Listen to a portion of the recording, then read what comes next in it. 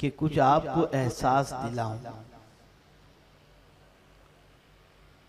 इसलिए कि किसी भी कौम की तबाही के लिए बहुत सारी चीजें सबब होती हैं। उनमें से एक सबब किसी कौम का एहसास खत्म हो जाना और किसी कौम के एहसास का मर जाना, ये भी उस कौम की तबाही का सबसे बड़ा सबब हुआ करता है। तारीख उठा करके देखें तो आप महसूस करेंगे कि असलाफ की जिंदगी में एहसास जिंदा था। अक़वामे माजी के अंदर एहसास जिंदा था। तो उसी एहसास की हयात की वजह से वो अपनी जिंदगियों के अंदर तब्दीलियां भी लाते थे। बेराह रवी से निकलकर सीधे रास्ते के मुसाफिर बनने की कोशिश भी करते थे और हमेशा अपने उस एहसास को जिंदा रखते हुए करेक्शन की कोशिश करते। चुनाचे बहुत सारे ऐसे मिलेंगे जिनकी जिंदगियां किसी न किसी तरह से गलत रविश की तरफ बढ़ने लगी, लेकिन एहसास जिंदा था तो वो पलट करके आ गए और फिर उसके बाद कामयाबी ने बढ़ करके उनके कदमों का बूसा लिया।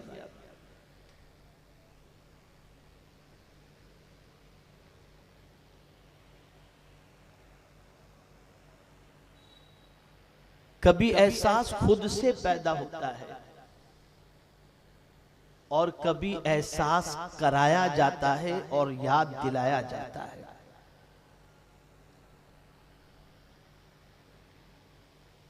उम्मते मुस्लिमा इस वक्त जिन हालात से दो चार है और तबाही और बर्बादी के जिस दहाने पर है, तो मेरा मौला उस कौम को जो तबाही और बर्बादी की राह पर चल पड़ी है और आलमी सतह पर जिसकी तबाही और बर्बादी की दास्तान देखी भी जाती है, दिखाई भी जाती है, सुनी भी जाती है और सुनाई भी जाती है, मेरा मौला उसके एहसास को जिंदा करना चाहता है और उसे बावर कराता है। किस तरीके से? कभी सुनामी के जरिए, कभी जलजले के जरिए, कभी तूफान के जरिए, कभी बहुत सारी बलाओं के जरिए और कभी बहुत सारी बीमारियों के जरिए परवरदिगार ये एहसास दिलाता है, ऐ मुझसे दूर भागने वाले बंदो, ऐ मेरी याद से गाफिल रहने वाले बंदो, ऐ मुझे फरामोश करने वाले बंदो, ऐ मेरी नाफरमानी में जिंदगी गुजारने वाले बंदो, ऐ मेरी याद से गफलत में इतने डूब जाने वाले बंदो कि दिन के उजाले के अंदर और रात की तारीकी में अपने दामन को गुनाहों से तार तार करने वाले बंदो, देखो जब मैं पकड़ना चाहता हूं तो मेरी गिरफ्त इतनी सख्त होती है कि तुम्हें संभलने का मौका भी नहीं मिलता, और अगर तुम देखना चाहते हो तो देखो चंद लम्हों की स्वनामी के जरिए से आबादी वीराने में तब्दील हो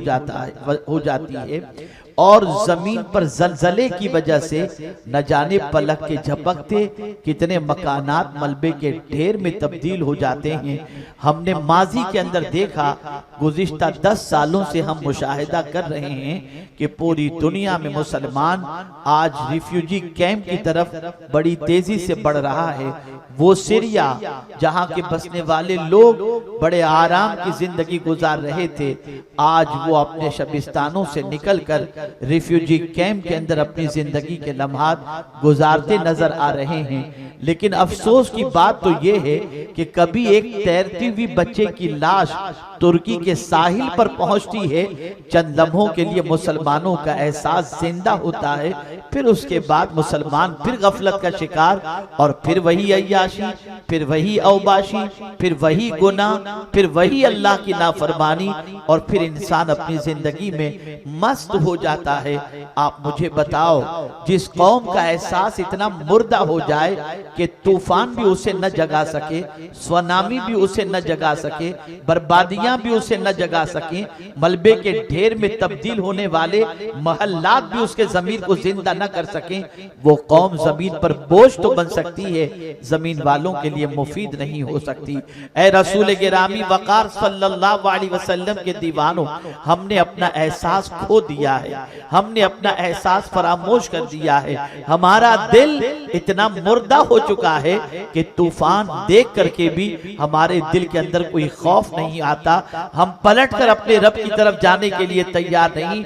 आज मुसलमानों की रातें, और स्पेशल में इस वक्त यूथ को देख रहा हूं, अल्लाह रहम व करम फरमाए, हमारे बहुत सारे यूथ तो अच्छे भी हैं, लेकिन बहुत सारे गलत सोहबत की वजह से अपनी जवानी की रातों को न जाने कितनी गंदी फिल्मों को देखने के अंदर और गंदे कामों के अंदर खर्च करते दिखाई देंगे। अल-इयाज़ु बिल्लाह, उन्हें ये खौफ निकल चुका है कि कोई है जो उन्हें देख रहा है, कोई है जो उनकी हर चीज की निगरानी कर रहा है। मुसलमान भूल गया और अपनी खरमस्ती के अंदर और अपनी बुराइयों की जिंदगी के अंदर अपने लम्हात को गुजारता नजर आता है। खैर, इस पर मैं फिर कभी अर्ज करूंगा, लेकिन आज ये सिर्फ आपको बताना मकसूद है। ये तमहीदी कलेमात मैंने आपके सामने इसलिए रखे ताकि आपका शऊर बेदार हो, आपका एहसास जिंदा हो, आपके अंदर कोई अल्लाह अज़्ज़ व जल्ल के डर की नाम की चीज आपके अंदर पैदा हो सके। लेकिन आइए, मैं जिस असल मौजू की तरफ आपकी तवज्जो को मबजूल कराना चाहता हूँ, वहां पर भी मेरा मौला एहसास को जिंदा कर रहा है, अपने एहसान को याद दिला रहा है। परवरदिगार जल्ल जलालहू अपने बंदों को अपने एहसान के हवाले से बावर करा रहा है। आइए मैं आपको बताऊं, मेरे करीम ने कुरान मुकद्दस में फरमाया, वलक़द मक्कन्नाकुम फिल अर्द, और बेशक हमने जमीन पर तुमको तमकनत अता फरमाई, ठहराव अता फरमाया। जमीन पर अल्लाह फरमाता है कि मैंने तुम्हें ठहराव अता फरमाया। क्या मतलब? वो लोग जो आज अपने पैरों पर चलकर बुराई की दहलीज पर पहुंच जाते हैं, वो लोग जो अपने पैरों को मिसयूज करते हैं, वो लोग जो अपने पैरों को अपनी मिल्कियत समझकर जिस तरफ चाहे लेकर चले जाते हैं और समझते हैं कि पैर हमारे हैं, ये दो पांव हमारे हैं, हम जहां चाहें चले जाएं, जिस तरफ चाहें चले जाएं। तो मैं आज आपको बताना चाहूंगा कि मेरा करीम अपने कलाम के जरिए एहसास दिला रहा है, एहसास जगा रहा है, और छुप परवरदिगार जल्ल जलालहू अपने एहसान को याद दिला रहा है। मैं आपको बताऊं, अगर किसी उस्ताद के पास कोई बच्चा तालीम हासिल करता है और तालीम हासिल करने के बाद वो बच्चा कुछ बन जाता है और फिर अपने उस्ताद की नाफरमानी करता है, तो उस्ताद अपने बच्चे को बुला करके कहता है, बेटे आज तू मेरे सामने इस तरीके से सर ऊंचा करके चल रहा है और मेरी बात नहीं मानता। तुझे मालूम है कि तू जब मदरसे में पढ़ने आया था, स्कूल में पढ़ने आया था, बात करने का तुझे सलीका भी नहीं था, पढ़ना मैंने सिखाया, जब मैंने तुझे तालीम के जेवर से आरास्ता किया, मैंने अपने सीने से इल्म तेरे सीने में मुंतकिल किया और आज तू ही मेरी नाफरमानी करता है। तो उस्ताद अपने शागिर्द को उसकी जहालत का जमाना याद दिलाता है, उसकी बेइल्मी का जमाना याद दिलाता है। ठीक इसी तरीके से एक बच्चा शादी के बाद अपने बाप के सामने जबान दराजी करे, माँ के सामने जबान दराजी करे, तो आप जानते हैं माँ ये एहसास दिलाती है और माँ अपने बच्चे को बावर कराती है, बेटे तुझे मालूम है आज बीवी मिल गई तो तू माँ के सामने इस तरह से चर जबानी से काम ले रहा है, जानता है तेरी गलाजत को मैंने साफ किया, तेरे खाने का इंतजाम मैंने किया, तुझे 2 साल तक दूध मैंने पिलाया, तेरी हर तकलीफ को बर्दाश्त मैंने किया, तेरी उंगलियों को पकड़ के चलना मैंने सिखाया, बाप कहता हुआ नजर आएगा, तेरी तालीम का इंतजाम मैंने किया, तुझे नौकरी पर लगाने के लिए मेहनत मैंने की। पता ये चला जब एक बच्चा बागी बन जाए, एक बच्चा अगर माँ बाप का नाफरमान बन जाए तो माँ और बच्चे, उस माँ और बाप उस बच्चे को एहसास दिलाते हैं कि तू पहले क्या था और आज क्या है। इसी तरीके से कोई शेख, उनका मुरीद अगर बिगड़ जाए, गलत रास्ते का मुसाफिर हो जाए तो शेख उस मुरीद को बावर कराते हैं तू कुछ नहीं था, यह हमारी तरबियत का नतीजा है जिसकी वजह से तुझमें रूहानी निखार पैदा हुआ। पता ये चला जब कोई बिगड़ता है। इसी तरीके से आप देखें, एक इंसान किसी गांव से शहर के अंदर आया, मुंबई शहर में आया, गांव में रहता था, खाने पीने के लिए इंतजामात नहीं थे, गांव में रहता था, अच्छा मकान नहीं था, गांव में रहता था, कारों का इंतजाम नहीं था, गांव में रहता था, दाने दाने के लिए परेशान था, लेकिन शहर में बुलाकर उसको खाने का इंतजाम किया गया, उसे जॉब दिलाया गया, उसे अच्छी कमाई की तरफ लगा दिया गया। अब कुछ पैसे आ गए, गाड़ी आ गई, बंगला आ गया। अब जिसने उसे नौकरी दिलाई थी, जिसने उसे समझा करके यहाँ बुलाया था और उसकी वजह से उसने तरक्की हासिल की, अगर उसके खिलाफ वर्जी वो करे तो फिर वो शख्स कहता है तू भूल गया वो जमाना, रोटी और दाल के लिए परेशानी थी, अगर मैंने तेरा हाथ न पकड़ा होता तो तेरी आज जिंदगी तबाह हो जाती, तेरी जिंदगी बर्बाद हो जाती, तू आज इस मकाम तक न पहुंचता। दुनिया में हर कोई एहसास दिलाता है, कुरान की रोशनी में मेरा रब भी एहसास दिला रहा है और फरमा रहा है वलक़द मक्कन्नाकुम फिल अर्द, और बेशक हमने जमीन पर तुझे तमकनत अता फरमाई, तुम्हें ठहराव अता फरमाया। तवज्जो चाहूंगा, क्या मतलब ठहराव का, क्या मतलब तमकनत का? तो मेरा मौला ये बताना चाहता है, मेरे बंदे जब तू पैदा हुआ था ना तो तेरे 2 पैर तो थे, चलने की ताकत नहीं थी, 2 हाथ तो थे, पकड़ने की ताकत नहीं थी, 2 आंख तो थी, देखने की और सलाहियत तेरे अंदर देखने की थी लेकिन पहचान की नहीं थी, जबान तो थी लेकिन बोलने की सलाहियत नहीं थी। मेरे बंदे तो दुनिया में आया जरूर था, 2 हाथ लेकर के भी आया, 2 पैर लेकर के भी आया, 2 आंखें लेकर के भी आया, 1 जबान लेकर के भी आया, लेकिन पैर तो थे, चलने की ताकत नहीं थी, हाथ तो थे, पकड़ने की ताकत नहीं थी, जबान तो थी लेकिन तू बोल नहीं पाता था कि तुझे पेट में दर्द है या तुझे भूख लगी है, ये सारी तेरी कमजोरियां थी। अब मेरे बंदे बता, तुझे चलने के लिए पैरों में कुव्वत किसने अता फरमाई?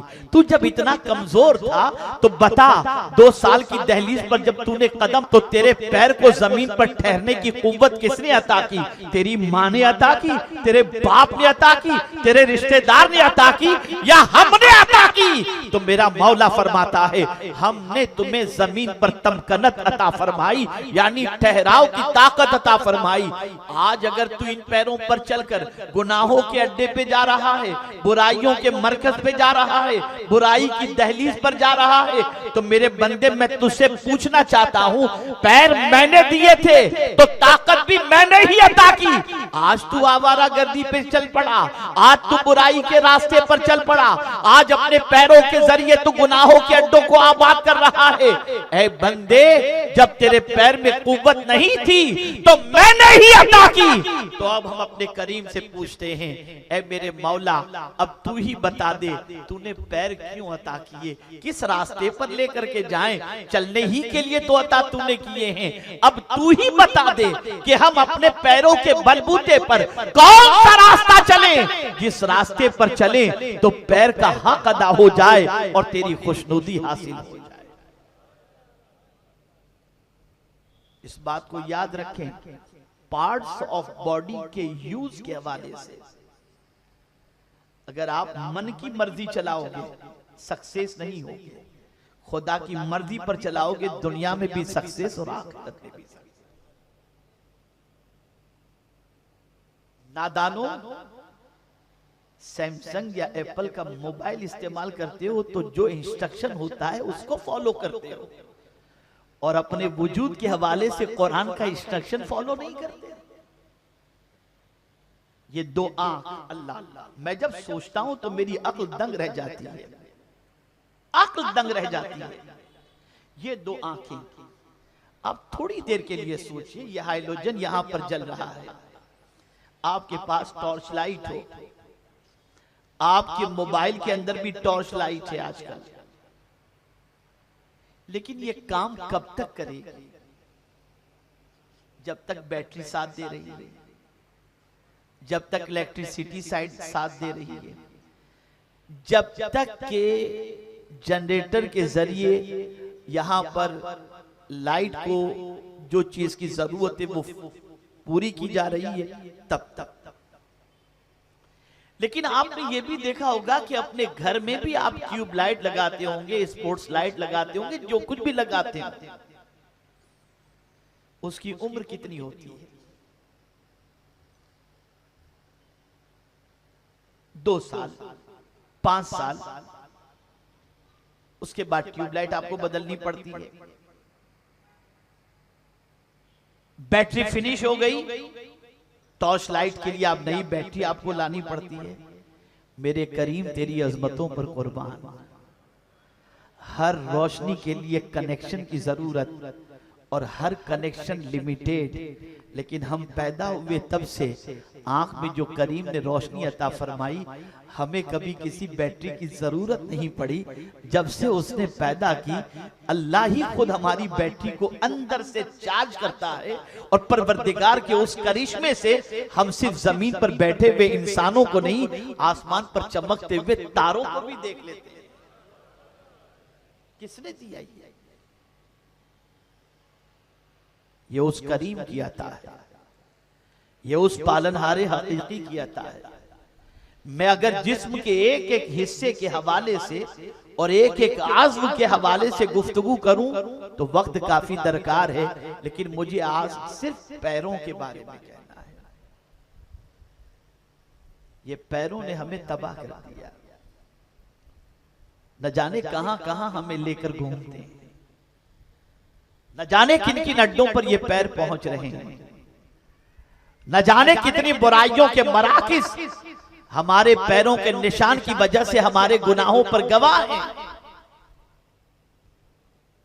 लेकिन आप जानते हैं ये पैर किस लिए हैं? आइए मैं आपको बताऊं। अल्लाह ने जब पैर अता फरमाए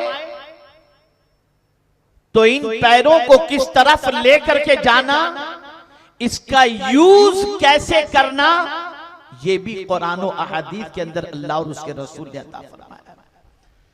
मेरे आका सल्लल्लाहु अलैहि वसल्लम इरशाद फरमाते हैं, कल बरोज़े क़यामत अर्श के साए के अलावा कोई साया न होगा,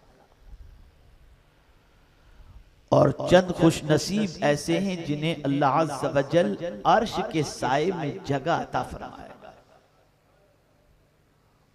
उन खुश नसीबों में एक खुश नसीब वो भी होगा, अलमाशी इलल मसाजिद फी ज़ुलम, जो मस्जिद की तरफ रात की तारीकी में पैदल चलकर जाने वाला। अगर कोई अंधेरे में मस्जिद की तरफ पैदल जाए तो मेरे आका सल्लल्लाहु अलैहि वसल्लम फरमाते हैं, अल्लाह कल बरोज़े क़यामत उसे अर्श के साए में जगह अता फरमाएगा। पता ये चला कि ये पैर अगर अल्लाह के घर की तरफ बढ़े तो सिर्फ जमीन पर इज्जत नहीं मिलती, आखिरत में भी इज्जत मिला करती है। यह पैर बुराइयों की तरफ ले जाने के लिए नहीं है, यह पैर गुनाहों की तरफ ले जाने के लिए नहीं है, ये पैर अल्लाह की नाफरमानी की तरफ ले जाने के लिए नहीं है, इसीलिए सुनो मेरे प्यारे आका सल्लल्लाहु अलैहि वसल्लम के प्यारे दीवानों, अगर कोई बंदा मोमिन किसी परेशान हाल की परेशानी को दूर करने के लिए चले उसका मकाम क्या है? आकाए करीम सल्लल्लाहु अलैहि वसल्लम फरमाते हैं, एक बंदे का कल बरोज़े क़यामत मीज़ान पर अमाल तोला जा रहा होगा। तोले तो सबके अमाल जाएंगे, लेकिन एक बंदे के हवाले से हुजूर फरमाते हैं, एक ऐसा शख्स जिसके अमाल तोले जा रहे होंगे, सरकार फरमाते मैं मीज़ान के पास खड़ा रहूंगा, मैं मीज़ान के पास खड़ा रहूंगा। आकाई करीम सल्लल्लाहु अलैहि वसल्लम फरमाते हैं, अगर उसके नामे आमाल में नेकियां ज्यादा हैं तो बख्श दिया जाएगा, लेकिन अगर गुनाह ज्यादा होंगे तो मेरे आका सल्लल्लाहु अलैहि वसल्लम फरमाते हैं, मैं अल्लाह की बारगाह में अर्ज करूंगा, मेरे करीम मेरे इस उम्मती की बख्शिश फरमा दे, इसे नजात अता फरमा दे। वजह क्या? उस गुनहगार की नजात के लिए मीज़ान पर खड़ा रहना और फिर रब की बारगाह में सिफारिश करना, उसकी वजह क्या है? तो मेरे आका सल्लल्लाहु अलैहि वसल्लम फरमाते हैं, जिस बंदे की मैं सिफारिश करूंगा वो बंदा होगा जो जमीन पर मेरे एक उम्मती की परेशानी की दूरी के लिए चंद कदम चला। एक मेरा परेशान उम्मती अपनी परेशानी लेकर जब उसके पास गया होगा तो वो बंदा मेरी उम्मत की परेशानी के लिए चंद कदम चला होगा, उसने दुनिया में मेरी उम्मत की परेशानी दूर की, मैं कयामत में उसकी परेशानी को दूर करूंगा।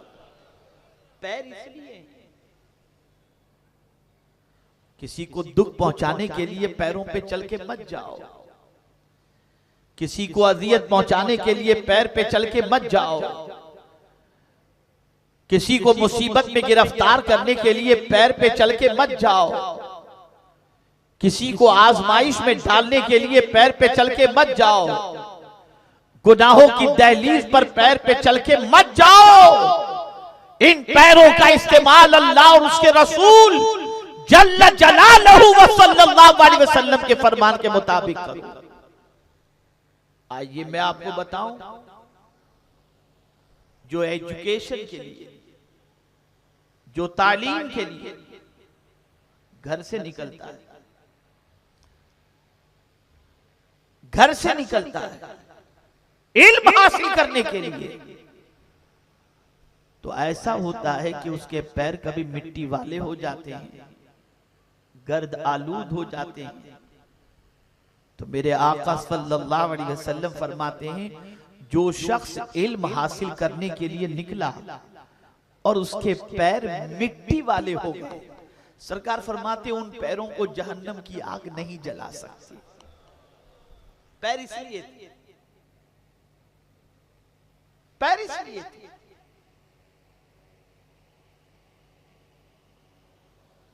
हजरत उर्वा इब्ने जुबैर रज़ियल्लाहु मौला तबारक व तआला अन्हु, जो उम्मुल मुमिनीन हजरत आयशा सिद्दीक़ा रज़ियल्लाहु तआला अन्हा के भतीजे, पैर में आकला पड़ गया। तबीब ने कहा, ए उर्वा इब्ने जुबैर, तुम्हारे पैर को काटना पड़ेगा। इरशाद फरमाते ठीक है। तबीब ने कहा कि आप शराब पी लें ताकि पैर काटूं तो आपको तकलीफ न हो। हजरत उर्वा इब्ने जुबैर रज़ियल्लाहु तआला अन्हु ने फरमाया, ए तबीब, मैं जान तो दे सकता हूं, लेकिन जिस शराब को मेरे रब और उसके हबीब ने हराम फरमाया, मैं उसे कभी टच भी नहीं कर सकता। तबीब ने कहा, मैं ख्वाब आवर गोलियां देता हूं, आप उसे ले लें ताकि आप मदहोश हो जाएं और आपके पैर को काटूं तो दिक्कत ना हो। फरमाते, मैं चाहता हूं मैं मुकम्मल होश में रहूं और तुम मेरा पैर काटो, मुझे तकलीफ और मैं सब्र करूं ताकि मेरा मौला सब्र पर बेहिसाब मुझे बदला अता फरमाए। तबीब ने कहा ठीक है। और उसके बाद हजरत उर्वा इब्ने जुबैर रज़ियल्लाहु तआला अन्हु के पैर को काटा गया, पैर कट गया, जख्म पर तेल, मरहम, जो कुछ रखना था रखा गया। हजरत उर्वा इब्ने जुबैर की चीख निकल गई और रोने लगे। जब आंखों से ज्यादा आंसू जाने लगे तो तबीब ने कहा, ए उर्वा, मैंने पहले ही कहा था कि तुम्हें दर्द होगा, लेकिन तुम माने नहीं, अब रो करके क्या फायदा। जवाब सुनिएगा। हजरत उर्वा इब्ने जुबैर रदी अल्लाह तआला अन्हु ने फरमाया, मैं न दर्द की वजह से रो रहा हूं, न तकलीफ की वजह से रो रहा हूं। ये शुक्राने के आंसू, ये शुक्राने के आंसू। तबीब को हैरत हुई, पैर कटने पर किस चीज का शुक्राना। तो हजरत उर्वा इब्ने जुबैर रदी अल्लाह तआला अन्हु ने कटे हुए पैर को अपने हाथों में लिया, उठाया और तबीब से फरमाया, ये पैर कयामत में गवाही देगा कि इन पैरों पर चलकर कभी मैं गुनाहों के अड्डे पर नहीं, नेकियों के रास्ते पर चला हूं। आज मेरे पैर के कटने का मुझे गम नहीं है, बल्कि मैं अल्लाह का शुक्र अदा करता हूं कि मैंने पैरों पर चलकर कभी बुराइयों के अड्डों को आबाद नहीं किया, बल्कि इन पैरों से हमेशा नेकी के रास्ते पर चला हूं। ऐ मुसलमानों, मैं तुमसे पूछना चाहता हूं, रात को सोने से पहले सिर्फ अपने पैर से पूछ लो, कहां गए थे आज, कितनी नेकियां की आज। किसी से मत पूछो।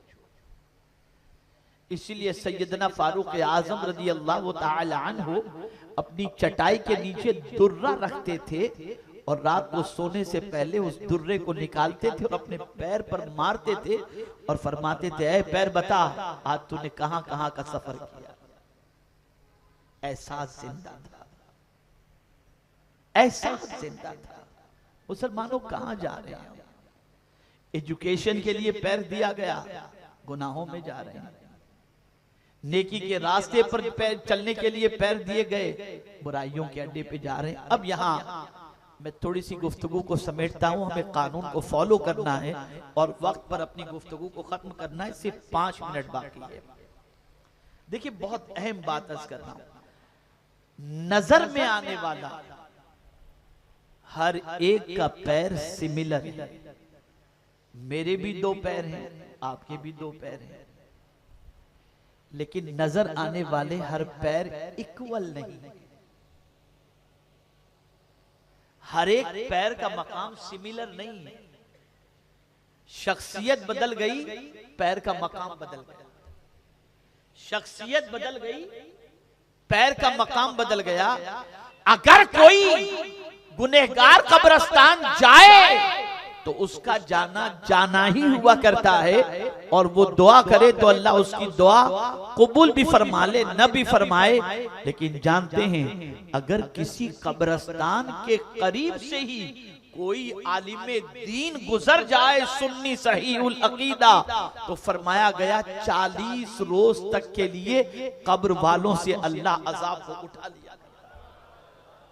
ये एक आलिम के पैरों की पोजीशन, ये हदीस शरीफ है। आलिम अगर कब्रिस्तान के करीब से गुजर जाए तो 40 रोज के लिए कब्र वालों से अजाब को उठा लिया जाता है। तो जब आलिम के कदम की ये पोजीशन, तो वली के कदम का क्या कहना? तो आइए मैं वली का कदम भी बता दूं। तो सैयदना गौसे पाक के कदमों का क्या कहना। सब अपने सर और अपनी आंखों पर और अपनी कांधे पर, अपनी गर्दन पर गौसे पाक के कदम को रखते हैं। और गौसे पाक खुद फरमाते, कदमी हादिही अला रक़बति कुल्ली वलिय्यिल्लाह, मेरा ये कदम सारे औलिया की गर्दन पर है। कदम कदम भी बराबर नहीं। और यही वजह है, तवज्जो चाहूंगा, जुमला महफूज कर दो। हम ठोकर मारे तो बेटा नहीं उठता, वली ठोकर मारे तो मुर्दा जिंदा हो जाता। हम ठोकर मारे तो बेटा नींद से नहीं उठता है, और वली ठोकर मारे तो मुर्दा जिंदा हो जाए। जब वली के कदम की ये पोजीशन है, तो नबी के कदम का क्या कहना। नबी के कदम के बारे में तो खुद कुरान कहता है ला उक़सिमु बिहादल बलद व अंता हिल्लुम बिहादल बलद। ये पैर बहुत कीमती है, बहुत कीमती है ये पैर।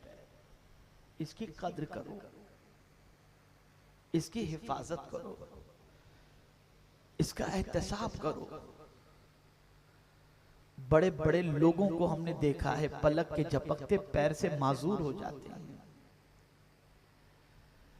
बहुत सारे लोगों को हमने देखा है उनकी जिंदगी की चलती हुई गाड़ी बड़ी जल्दी से रुक जाया करती है।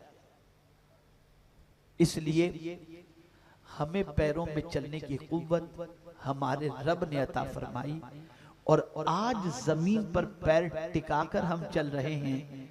ये हमारी होशियारी नहीं है, ये मेरे करीब का करम है, ये उसका करम है। जब उसने चलने की ताकत दी है, जब उसने चलने के लिए हमें सलाहियत दी है, तो फिर हमें इन पैरों पर चलना है, बल्कि दौड़ना है।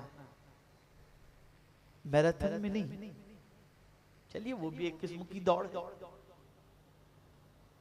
दौड़ना है।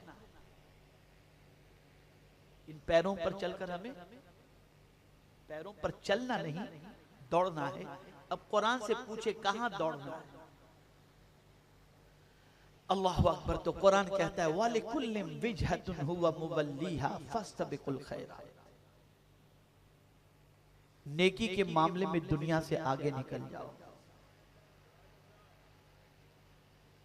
भलाई के कामों में आगे निकल जाओ। क्या मतलब? क्या मतलब?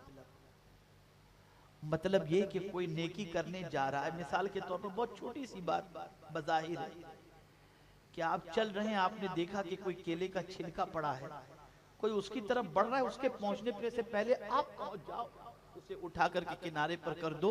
नेकी के मामले में आप आगे निकल गए, इसमें आगे निकलो। लेकिन छिलका डालने में आगे हैं, हटाने में मेरे पास वक्त नहीं। और अब तो उम्मत के हालात को देख करके ये महसूस होता है कि हम अपनी कौम का किन किन मामलात के अंदर करेक्शन करें, किन मामलात में करेक्शन। पूरी रफ्तार ही बेढंगी हो चुकी है। एक हंगामे महशर हो तो उसको भूलें, रह रह के सैकड़ों बातों का ख्याल आता है। बदलो अपनी चाल को। अब मैं एक आखिरी बात अर्ज करता हूं, अल्लाह वाले चाल से पहचाने जाते हैं। अच्छा, आमतौर पर रिश्ता भी अगर किसी लड़के का कहीं डाला जाता है और लड़की के बारे में या लड़के के बारे में पूछने की अगर कोई कोशिश करता है, तो पहला सवाल ये पूछा जाता है इसका चाल चलन कैसा है।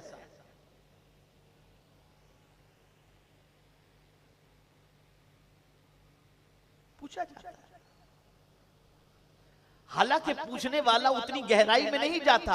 ये पुराने जमाने के लोगों का कौल है, चाल चलन जरा देख लेना। लेकिन हमने कभी इसके डीप में नहीं गए, चाल की डीप में नहीं गए, चाल की डीप में नहीं गए। और कुरान में अल्लाह अपने बरगुजीदा बंदों की चाल का जिक्र पहले करता है और हाल का जिक्र बाद में करता है। मैं आपको बताऊं, व इबादुर रहमानिल्लज़ीना यमशूना अलल अर्दि हौना। रहमान के बंदे जब जमीन पर चलते हैं ना, तो निहायत ही नरमी के साथ चलते हैं, खरामा खरामा चलते हैं। तो पहले चाल बताई गई, फिर उसके बाद हाल। बहरहाल मैं अर्ज ये करूंगा कि मेरे प्यारे आका सल्लल्लाहु अलैहि वसल्लम के प्यारे दीवानों, अपनी सोच बदलो, अपनी फिक्र बदलो, अपनी चाल बदलो। तुम चाल बदलोगे, मौला तुम्हारा हाल अच्छा कर देगा।